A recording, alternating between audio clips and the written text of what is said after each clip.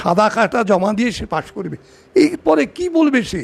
এই যে কুণাল ঘোষ এখন বড় বড় লেকচার দেয়, তার আগে মমতাকে গালাগাল দিয়ে ভূত বানিয়েছে। এসব চুতোর বাড়ি মারা উচিত, একদম মুখে গিয়ে সপাটে মারা উচিত। এরা মানুষেরা লোকও নয়, লোকের অধমেরা। এরা তো কেউ সমর্থক নয়, কি চাটুকার এরা। শ্বশুরমশাইয়ের জামাই বলে বলতে লজ্জা করে তাকে। আমার দাদার বন্ধু তার শ্বশুরমশাই কোথায় চাকরি হচ্ছে? তাহলে এই লোকগুলো শুয়ে আছে কেন রাস্তায় অনশন করে? দ্বিতলায় টাকা থাকে, তাদেরকে আমরা শ্রদ্ধা করছি। এসব চুতোর বাড়ি মারা উচিত, একদম মুখে গিয়ে সপাটে মারা উচিত। এরা মানুষেরা লোকও নয়, লোকের অধমেরা।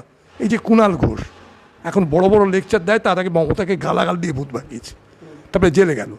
ওই কি 1 লাখে 8 লাখে না কি বললো, এখন বড় গাল ভর্তি। তার শ্বশুরমশাই, আপনাদের বলে দিচ্ছি মা, এখানে শ্বশুরমশাইয়ের জামাই বলে বলতে লজ্জা করে তাকে। আমার দাদার বন্ধু তার শ্বশুরমশাই বলে, সন্দীপ কোনোদিন ওর নাম বলো না আমার সামনে। ফাঁদে পড়ে গেছেন, মেয়েকে দিয়েছে ওর হাতে, ফাঁদে পড়ে গেছেন বেচারা।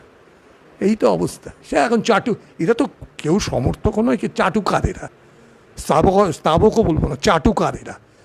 জিভ দিয়ে পা চাটে সব। তো কী হবে? এইভাবে করলে চলবে?